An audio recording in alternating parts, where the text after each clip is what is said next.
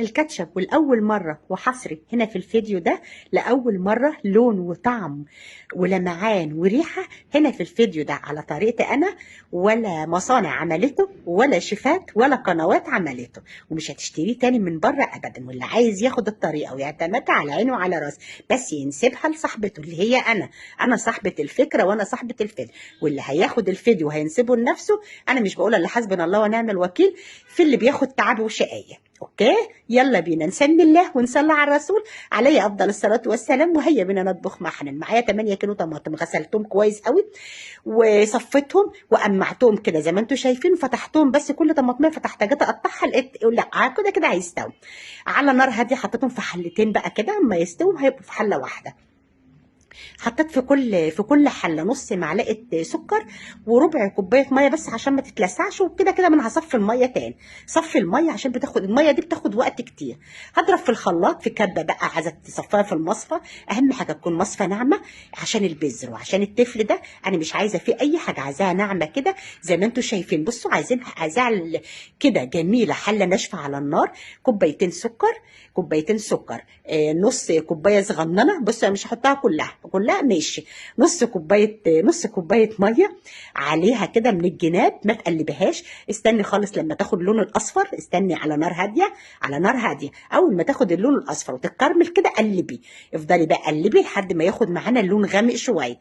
هو تعالوا هنا التركه بتاعها وهنا السر بتاعها وهنا الخطوه بتاعتها اللي هتوديها لك في مكان تاني خالص، ريحه وطعم ولون.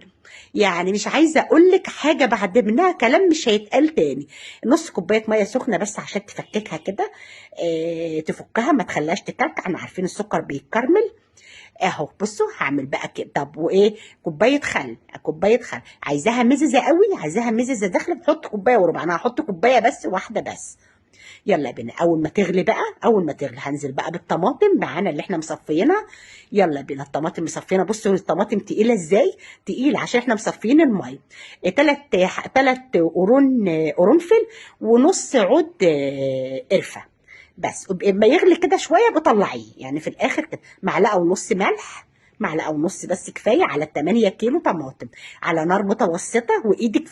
ايدك ما تسيبهاش، افضلي بقى قلبي بقى فيه. هتاخد نص ساعه على نار هاديه. روحي وتعالي عليها كده عشان تتسبك معانا وتاخد بقى ايه السمك الحلو اللي انتوا شفتوه ده واللون الجميل.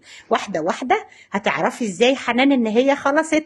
هقول لكم ازاي دلوقتي، اقول لكم ان هي استوت ازاي وعرفتوا ازاي. بصوا اللون، ولا حطينا بقى بابريكا ولا حطينا اي حاجه ولا حطيت عسل كلوكوز ولا بصوا اللون بسم الله ما شاء الله.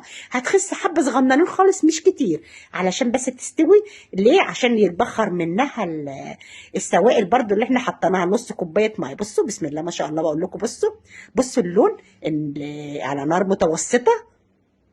لا عايزاكم تتمتعوا. ريحتها بقى مش قادره اقول لكم ريحتها ايه. ما حطيتش السكر. بص اهو ده لسه بيرجع تاني. بجربها كده عشان لما ما يرجعش ويفضل الخط مديني ابيض يبقى هي كده استوت. بصوا ما هفضل اخد بقى منها على المعلقه على طبق واحط ايدك كده اهو.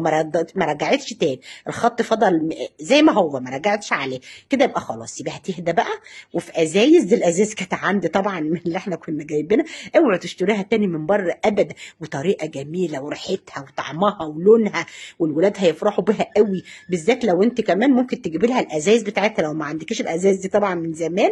بصوا بسم الله ما شاء الله. سيبيها تهدى وعبيها. بتاخد 6 شهور 6 شهور في التلاجة. ولو عايزه تحطها في الفريزر للبيتزا، بطاطس، اي حاجه. يعني انا عملت بيتزا وعملت بيها سندوتشات فينو بجبنه وكده لسه، بس انا ما رضيتش اطول عليكم. هبقى اعمل معاكم. حلوه قوي، لونها حلو، طعمها حلو، وحصري والاول مره عند حنان. ويا ريت لما تلاقوا حد حاططها وقال الحصري يا ريت تقولوا لهم وتعرفوهم ان ده مجهود بني ادمه تانيه وتعبانه فيه وتعبانه وبس. ويا رب بس يعجبكم. اهم حاجه يعجبكم واهم حاجه تستفيدوا، لان انا عاملاه عشانكم انتوا والله يا حبايبي. وانتوا لو طلبتوا نور عينيا انا اديها لكم عن طيب خاطر. بس انا ما بحبش حد ياخد مجهودي. بص اللون، ما بحبش حبيتش حد ياخد مجهودي. اتغفلت كتير وسكت كتير. بسم الله ما شاء الله، بسم الله ما شاء الله. شايفين الجمال؟ شايفين الحلاوه؟ لا انا عايزاكم بقى تقولوا لي ايه الجمال ده وايه الحلاوه دي. الازاز دي قديمه، خدوا بالكم الازاز دي كانت قديمه عندي. ماشي تمام. بص بقى، بص.